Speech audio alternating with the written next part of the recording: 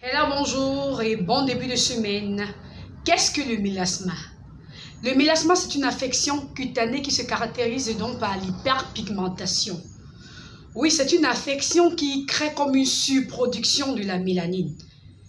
Sur le visage, on a apparition des taches brunes, des taches sombres, des plaques. Il y a des personnes qui ont ça et on a deux types de mélasma, voire même trois types. On a d'abord le mélasma épidermique qui couvre la couche superficielle de la peau.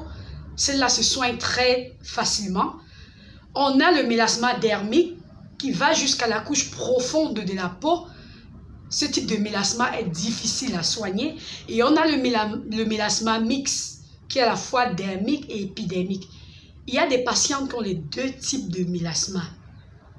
Alors, elles passent tout leur temps à soigner.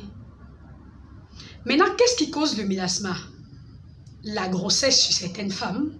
Parce qu'il y a des femmes, quand elles tombent enceintes, là, il y a directement apparition d'hyperpigmentation, de mélasma, de plaques sombres, de plaques brunes et tout ça.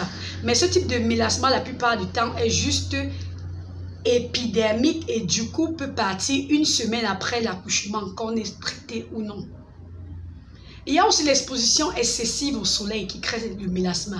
Les personnes qui ne veulent pas porter des crèmes solaires là, vous allez vous retrouver très souvent avec le mélasma. Et si ça va jusqu'au mélasma épidermique, ça commencera à devenir difficile à soigner. Il y a aussi des contraceptions. Oui, il y a des méthodes contraceptives qui donnent le mélasma. Par exemple, moi, à une époque, j'utilisais la pilule Diane, que je ne recommande plus. J'utilisais la pilule Diane, ça m'aidait avec les boutons. Ça me faisait vraiment partir les boutons. Mais en même temps, ça me causait le mélasma. Heureusement, pour moi, c'était un mélasma épidermique. Donc, c'était facile à faire partir avec des produits cosmétiques. Il y a aussi des cabines de bronzage. Les gens qui aiment partir trop dans les cabines de bronzage, là, sachez que ça peut vous créer le mélasma. Maintenant, comment on soigne le mélasma? Il y a des stéroïdes qu'on utilise, des tubes à stéroïdes qu'on utilise pour soigner le mélasma. Oui, des tubes à stéroïdes.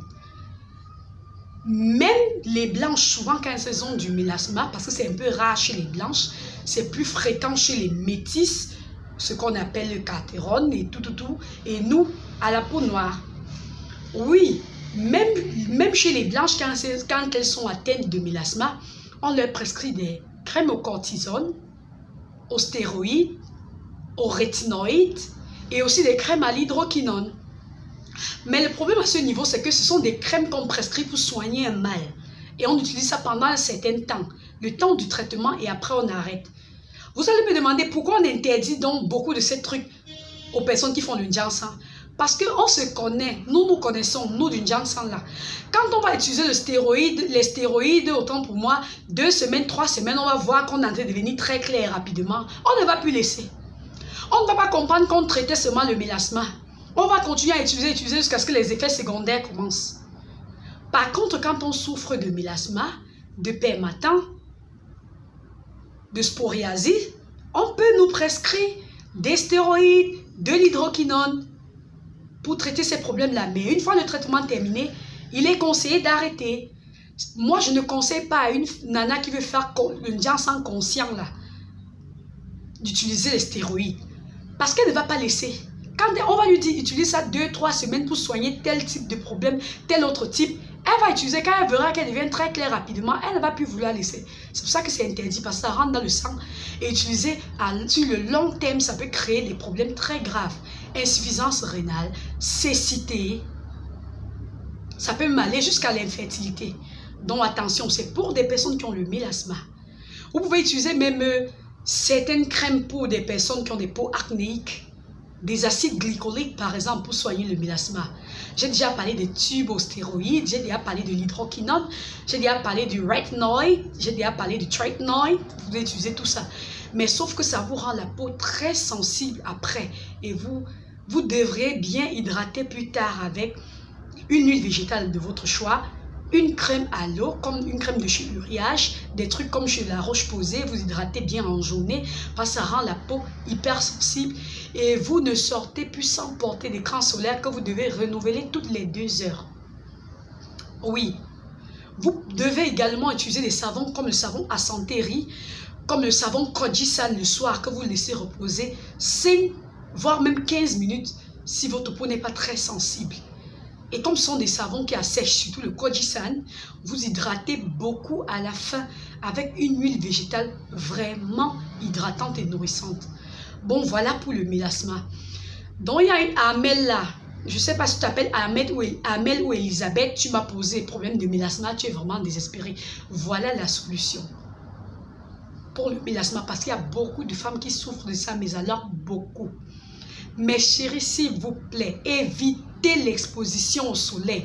Le soleil qui est fort là de 10h jusqu'à 16h là. Si vous ne voulez pas porter d'écran solaire, ce que je ne conseille pas, évitez quand même le soleil entre 10h et 16h. Pourquoi ne même pas porter l'écran solaire tout simplement et renouveler toutes les 2 heures? Ça vous coûte quoi? Après, vous créez des problèmes très graves que vous allez payer très cher pour soigner. Des problèmes que vous pourriez résoudre seulement en utilisant l'écran solaire. Évitez aussi les cabines de bronzage là. Il y a des nanas qui aiment trop partir là-bas.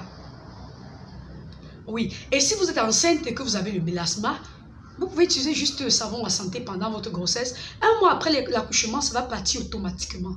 Bon, voilà, il y a une solution pour le mélasma. Ce n'est pas la mer à boire et encore moins l'océan. Donc, tout peut se guérir. Likez la vidéo, partagez et abonnez-vous si ce n'est pas encore fait. Bienvenue aux nouveaux et nouvelles abonnés. Oui, mon nombre d'abonnés va grandissant. Ouh, je suis très contente. Bon, voilà, en journée, je vais vous présenter une autre compo super éclaircissante. Bisous.